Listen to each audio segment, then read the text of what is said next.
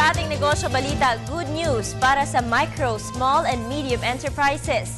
Simula sa Abril ng susunod na taon, maaari ng bayaran through the internet o online ang kanilang mga buwis.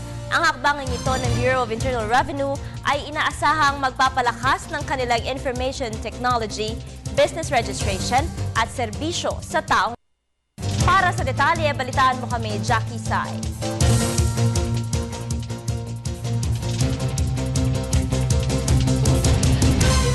Magmula sa mga nagpapatakbo ng kanilang sariling mga negosyo o self-employed individuals hanggang sa mga nagmamay-ari ng mga maliliit na negosyo o small business owners ay maaari nang magbayad through online sa Abril 2014.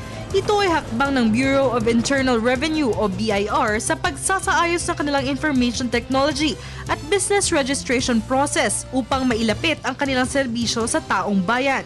Ayon kay Internal Revenue Commissioner Kim Henares, maaari nang bayaran ng mga ordinaryong mamamayan sa darating na ika-15 ng Abril 2014 ang kanilang taxes sa pamamagitan lamang ng computer at internet connection.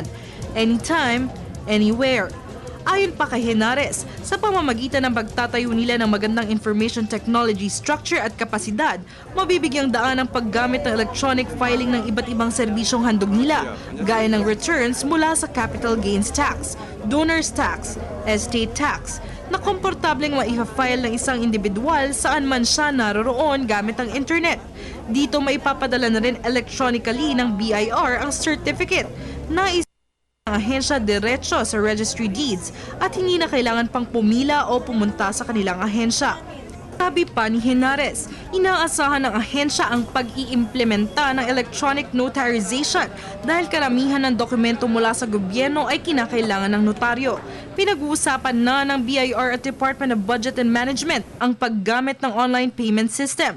Dagdag ni Henares, malaki ang halaga ng buwis na kinakailangan kolektahin ng ahensya, kung saan ilan ay maaaring hindi nakakapagbayad ng tama at ang ilan naman ay hindi pa nakaregister.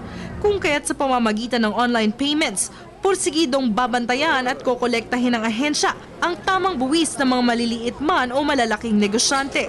Ayon pa sa kanya, ang mahuhuling hindi nagbabayad ng tamang buwis ay papatawa ng parusa ayon sa mga criminal sanctions sa ilalim ng tax code.